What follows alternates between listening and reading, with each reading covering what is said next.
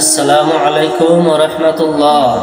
আজকে আপনাদের সম্মুখে বলতে যাচ্ছি হযরত রাবিয়া বশরি রাদিয়াল্লাহু তাআলা আনহা রাহমাতুল্লাহি আলাইহা আর হযরত হাসান বসরি রাদিয়াল্লাহু তাআলা আনহু কিবাতো রাহমাতুল্লাহি আলাইহি, এই দুইজনের কারামত কম্পিটিশন আপনাদেরকে শোনাবো ইনশাআল্লাহ। আপনারা মনোযোগ সহকারে শুনবেন যে আল্লাহর ওলিদের কত বড় শক্তি, কত পাওয়ার থাকে, সেগুলো আমরা বলে শেষ করতে পারবো না এবং আমরা সেগুলো কোনোদিন কল্পনাও করতে পারবো না।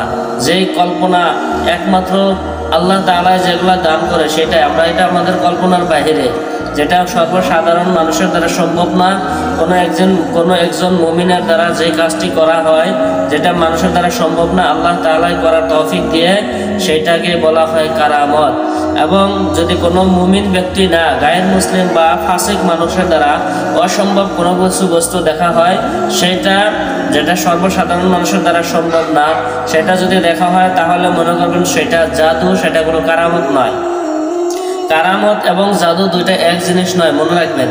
কারামত এবং জাদু দুইটা এক জিনিস নয়। এখানে আমরা শিখতে পারলাম কারামত ভিন্ন জিনিস, জাদু ভিন্ন জিনিস। তো যেটা বলতে যাচ্ছিলাম যে কারামত একটি জিনিস এবং জাদু অন্য একটা জিনিস।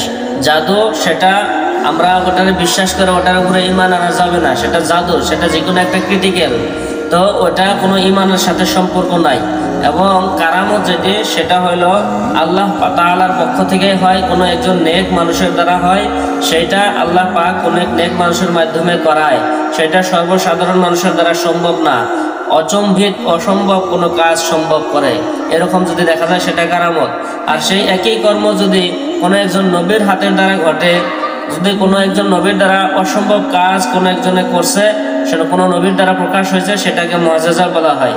তো নবীজি সাল্লাল্লাহু আলাইহি ওয়াসাল্লাম, আমাদের নবীজির মুআজিজা বহুত কয়েকটা আছে, ৪,৫০০ থেকে অধিক এরকম মুআজিজা আছে। তার মধ্যে সর্বশ্রেষ্ঠ মুআজিজা হইল আল্লাহর নবীর মুআজিজা কোরআনুল কারীম। সুবহানাল্লাহ। কোরআনুল কারীমের কি মুআজিজা! কাল কিয়ামত পর্যন্ত কোরআনুল কারীমের একটি নক্তা এবং হরকত কোনো পদ্ধতি চেঞ্জ হবে না, পরিবর্তন হবে না। সেটা হলো আমার নবীর মুআজিজা।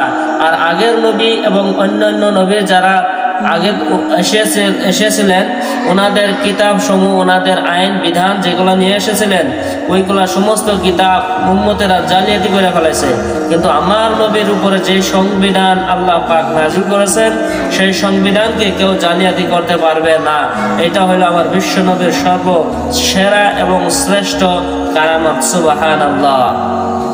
তো আমরা এখন যেটা বলতে যাচ্ছি সেইটা হইল হযরত হাসান বসরি রাহমাতুল্লাহি আলাইহি এবং হযরতে রাবিয়া বশরি রাহমাতুল্লাহি আলাইহা, এই দুইজনের কারামত কম্পিটিশন। কে কত বড় কারামত দেখাইতে পারে, কে কত বড় আল্লাহর ওলি হয়েছে, তো কে কত বড় আল্লাহর নেক বান্দা হয়েছে আর আল্লাহর ওলি হয়েছে, সেইটা কম্পিটিশন। হযরতে হাসান বসরি রাহমাতুল্লাহি আলাইহি, উনি কম্পিটিশন করতে গিয়া উনি নামাজ পড়েছেন পানির উপরে। সুবহানাল্লাহ। পানির উপরে জায়নামাজ পায়রা, পানির উপরে জায়নামাজ পায়রা কি করেছেন? নামাজ আদায় করে ফেলাইছে। তো হযরতে রাবিয়া বশরি সেই কথা চিন্তা করলো যে হাসান বসরি যদি পানির উপরে যদি জায়নামাজ পায়রা নামাজ পড়তে পারে, সে আল্লাহ তো আমাকেও কিছু না কিছু দেবে নিশ্চয়। যেহেতু উনিও একজন মুসলমান, আমি একজন মুসলমান, উনিও নেক, আমিও তো আল্লাহর কাছে কোনো গুনাহ করি না, তাহলে হাসান বসরি যদি পারে, আমি কেন পারবো না? হযরত হাসান বসরি রাদিয়াল্লাহু তাআলা আনহু, হয়তো রাদিয়াল্লাহু বলতে পারে কোনো একজন নেক মানুষকে, বুজুর্গকে, এবং রাহমাতুল্লাহি আলাইহি বলা যায়। তো হযরত হাসান বসরি যখন পানির উপরে নামাজ পড়তেন, কিভাবে পড়তেন?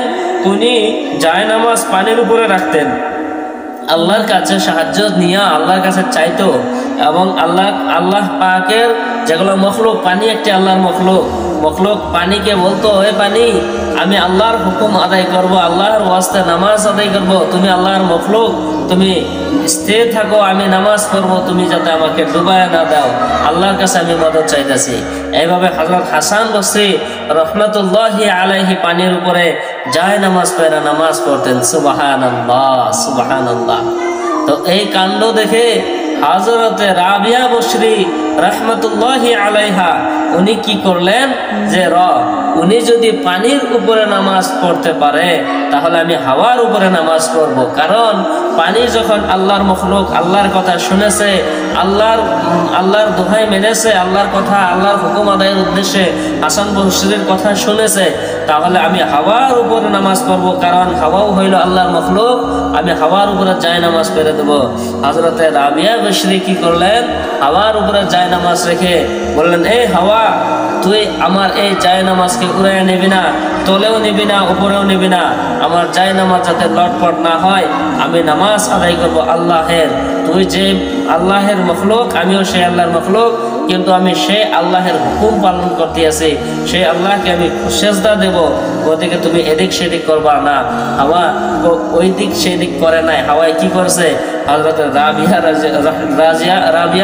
বসরি রাহমাতুল্লাহি আলাইহার জায় নামাজ তার নিজস্ব স্থানে হাওয়া সুন্দর করে রেখে দিয়েছে। হাওয়া জমিন থেকে উপরে এরকম সুন্দর পজিশনে রাখছে, হযরত রাবিয়া বসরি সুন্দরভাবে নামাজ আদায় করতে পারে। এরকম ভাবে নামাজ আদায় করছে, যায় নামাজ হেলে ঢুলে নাই, হযরত রাবিয়া বসরির পরেও নাই। কত বড় কথা, কত বড় বুজুর্গ হইতে হবে।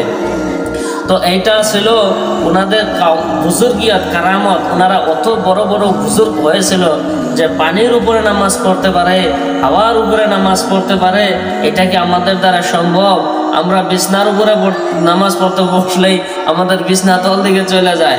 আমরা যদি কোনো পঞ্চের উপরে যদি দাঁড়ায়, পঞ্চটাই নিচ দিকে চলে যায়। কিন্তু হযরত রাবিয়া বসরি কি করতো, হাওয়া তল দিকে নামাইতো না, উপর দিকে উঠাইতো না, যেখানে রাখতে বলছে সেখানেই থাকছে। পানি, আমরা যদি পানিতে গোসল করতে যাই, সাঁতার কাটতে যাই পুকুরিতে, নদীতে, তাহলে পানি কি করে, আমাদেরকে নিচের দিকে ডুবাইয়া দেয়, নিচের দিকে ঠেলে দেয়, ডুবাইয়া দেয়। কিন্তু হাসান বসরির মতো একজন ওলি, এত বড় একজন ওলি, এত বড় মাপের ওলি, উনি পানির উপরে যায় নামাজ রেখা দিল, আর পানিয়ে কোনো কিছুই করলো না। হযরত হাসান বসরিকে ডুবাইলো না, যায় নামাজ কেউ ডুবাইলো না। এই সমস্ত রহস্যটা কি ভাই? এই সমস্ত রহস্যই হইল একটি মাত্র, সেই রহস্যটি হলো উনাদের উপরে আল্লাহ পাক রাজি এবং খুশি ছিলেন। সুবহানাল্লাহ। উনারা ছিলেন মুমিন, উনারা ছিলেন পবিত্র, উনারা ছিলেন নেককার, দিনদার, মুত্তাকি, পরহেজগার, ইমানদার, আমলদার। ওনাদের ইমান আমলে বরকত ছিল, ওনাদের ইয়াকিন ও বিশ্বাস ছিল। ওনারা আল্লাহর বাহিরে কাকেও সেজদা করতো না, ওনারা কোনোদিন কুফরি করতো না, ওনারা কোনোদিন শিরক করতো না, ওনারা কোনোদিন বিদআত করতো না। তো হযরত হাসান বসরি এরকম একজন বড় মাপের বুজুর্গ ছিল, হযরত রাবিয়া বসরি এরকম একটি বড় মাপের বুজুর্গ ছিল যে তাদের সাথে আমাদের এই যুগের সাধারণ মানুষ তো দূর কথা, বড় মাপের এই যুগের ওলির দ্বারাও তাদের সাথে তুলনা দেওয়া যায় না, কারণ তারা এত বড় বড় ওলি ছিল। আরো একদিন বলবো ইনশাআল্লাহ আরো বড় বড় ওলির কথা। যেমন আছে হযরত আব্দুল কাদের জিলানী রাহমাতুল্লাহি আলাইহি। হযরত আব্দুল কাদের জিলানী রাহমাতুল্লাহি আলাইহির আরেকটি কারামত, বহুত খতরনাক কারামত, সেটা অন্যদিন বলবো বলে আশা করলাম। কিন্তু হাসান বসরি এবং রাবিয়া বসরির কারামত কম্পিটিশন এইটা যে একজনে পানির উপরে নামাজ পড়তো, একজনে হাওয়ার উপরে, বাতাসের উপরে নামাজ পড়তো।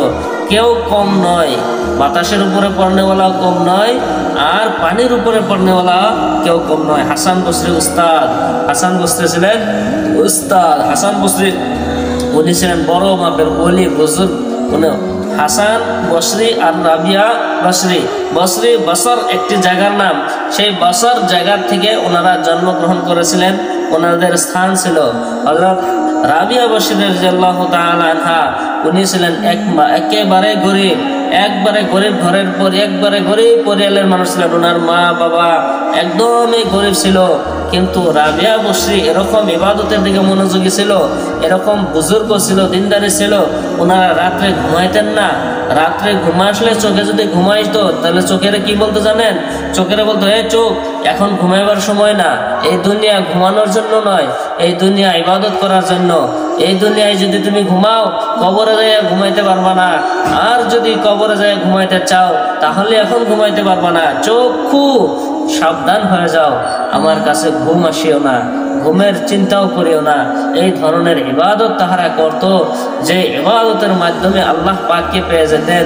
ওনারা সারা রাত ভর আল্লাহর ইবাদত করতেন, দিন ভর যতগুলা ঘরের কাজ আছে করতেন, রাতে নামাজের টাইমে নামাজ পড়তেন এবং তাহাজ্জুদের টাইমে তাহাজ্জুদ করতেন, তাসবিহ পড়তেন, নফল নামাজ পড়তেন, জিকির করতেন, নফল রোজা রাখতেন।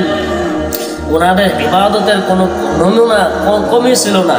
নফল নামাজ, নফল ইবাদত যত ধরনের আসলো, দান খায়রাত সাদকা করার থেকে নিয়ে সমস্ত ইবাদত করেছেন এবং যত ধরনের খারাপ কাজ আছে সমস্ত থেকে পরহেজ করেছেন। যেমন চুরি করা, ডাকাত করা, জিনা করা, পরনিন্দা করা, অপনিন্দা করা, গীবত করা, চুগলখড়ি করা, এগুলো সমস্ত কিছুর থেকে ওনারা বিরত থাকতেন। ওনারা কাউকে কি করতেন না, হিংসা করতেন না, কাহারও সাথে দুশ্মনী করতেন না, কাহারও সাথে বেঈমানি করতেন না, আমানতে খেয়ানত করতেন না, আল্লাহর সাথে কোনো ধরনের নাফরমানি করতেন না, কুফরি করতেন না, শিরক আল্লাহ পাকের সাথে কোনো ধরনের শিরিক করতেন না, আল্লাহ পাকের সাথে জাতিভাবে শিরিক করতেন না, আল্লাহ পাকের কুদরতের সাথেও শিরিক করতেন না, আল্লাহ পাকের ইবাদতের মধ্যেও কাহাকেও শরিক করতেন না, শিরিক করতেন না। ওনাদের ইবাদত ছিল পিওর খাঁটি ইবাদত। সেই খাঁটি ইবাদত আমাদের করতে হবে। এই ঘটনার দ্বারা, এই ভিডিওর দ্বারা আমরা জানতে পারলাম যে ওনারা যে এত বড় মাপের ওলি হয়েছিল, একমাত্র একটাই উদ্দেশ্য ছিল আল্লাহকে পাওয়া। ওনারা আল্লাহ তাআলাকে পাওয়ার জন্য এত ইবাদত করেছেন। আর সামান্যতম নমুনা দুনিয়ার মধ্যে দেখাইয়া গিয়েছেন, যাহাতে মানুষেরা বুঝতে পারে যে না, সত্য পথে থাকলে দুনিয়াতেই কিছু নমুনা দেখানো যায়। সেটা আমরা জানতে হবে এবং আমরা ওই ধরনের মেহনত করে যেতে হবে। এই দুনিয়া আমাদের চিরস্থায়ী না। রাবিয়া বশিরের মতো আমাদের বলতে হবে, এই ঘুম, তুমি এখন যদি আমার সাথে যদি সর্বদাই ঘুমের চিন্তা করো, তাহলে আমি কবরে কিভাবে ঘুমাবো। এখন যদি তুমি না ঘুমাও, কবরে আরামসে ঘুমাইতে পারবা, কোনো টেনশন হবে না। আর যদি এখন ঘুমায় যাও, কবরে ঘুম হবে না। এই দুনিয়া হইল ক্ষণস্থায়ী, আজকে আছি কালকে নাই, কিন্তু কবর তো জিন্দগি, এই জিন্দগির শুরু আছে শেষ নাই, ওই জিন্দগির শুরু আছে শেষ নাই। এই জিন্দগি, দুনিয়ার জিন্দগির শুরু আছে শেষও আছে। এইটা হইল মাত্র সামান্যতম সময়ের জিন্দগি, একদম সামান্যতম সময়ের জিন্দগি। কবরের জিন্দগি বহুত ভয়ানক জিন্দগি এবং বহুত লম্বা জিন্দগি। হাসরের ময়দান, কবরের ময়দান এবং আপনার পুলসেরা, এইগুলা বহুত ভয়ানক এবং বহুত লং টাইমের জিন্দগি। সেই জিন্দগির শেষ নাই, আবাদান আবাদা, যাহাকে শেষ নাই বলে বলা হয়, আবাদান আবাদা বলা হয়, যার কোনো কুল কিনারা নাই, শেষ নাই। কিন্তু এই দুনিয়ার জিন্দগির শেষ আছে সামান্যতম সময়। গতিকে ভাইদেরকে অনুরোধ করা হবে, ওই মাপের বুজুর্গরা যেভাবে ওলিরা, আল্লাহর ওলি বান্দারা, আউলিয়া কেরাম যেভাবে ইবাদত করতেন, দোয়া করবেন, আমরা যেন সবাই, সমস্ত মুসলমান যেন ওই ধরনের ইবাদত করতে পারি। আমরা কোনো একটি বুজুর্গ ওলি বা কোনো সাহাবী বা কোনো নবীর কিচ্ছার দ্বারা, আমরা ঘটনার দ্বারা কিছু না কিছু সবক অর্জন করা আমাদের জরুরি। তো আমরা এখান থেকে কি সবক অর্জন করতে পারলাম? যে ওনারা ওলি হয়েছিল আল্লাহর ইবাদত করে, দুনিয়াবি কোনো কিছু দেখে ইবাদত করে নাই, কোনো দুনিয়াবি কোনো বস্তুর দ্বারা ম্যাজিক দেখায় নাই।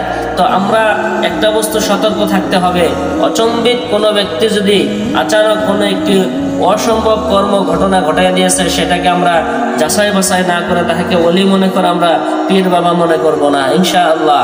যদি আমরা তাহাকে পীর বাবা মনে করি, তাহলে আমার আর আপনার সবচাইতে দামি সম্পদ সেটা হইল ঈমান। এই ঈমান যদি চুরি হয়ে যায়, ঈমান যদি হরণ হয়ে যায়, তাহলে আমার আর আপনার পার হওয়ার কোনো গতি থাকবে না, আল্লাহর সামনে দাঁড়ানোর কোনো রাস্তা থাকবে না, আল্লাহকে মুখ দেখানোর কোনো সুবিধা থাকবে না।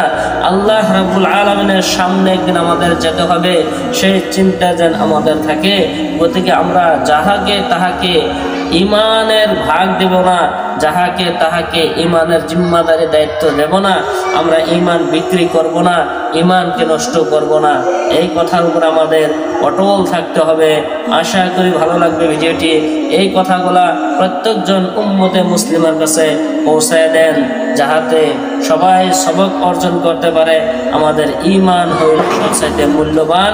ইমানকে যাতে আমরা অটুট এবং মজবুত আমরা রাখতে পারি এবং আল্লাহের সামনে আল্লাহ পাক বলা মতে আমরা যেন ঈমান নিয়ে হাজির হতে পারি এবং কাল কিয়ামতের ময়দানে যেন আমরা প্রত্যেকজন মুসলমান আল্লাহর কাছ থেকে নাজাত পাই।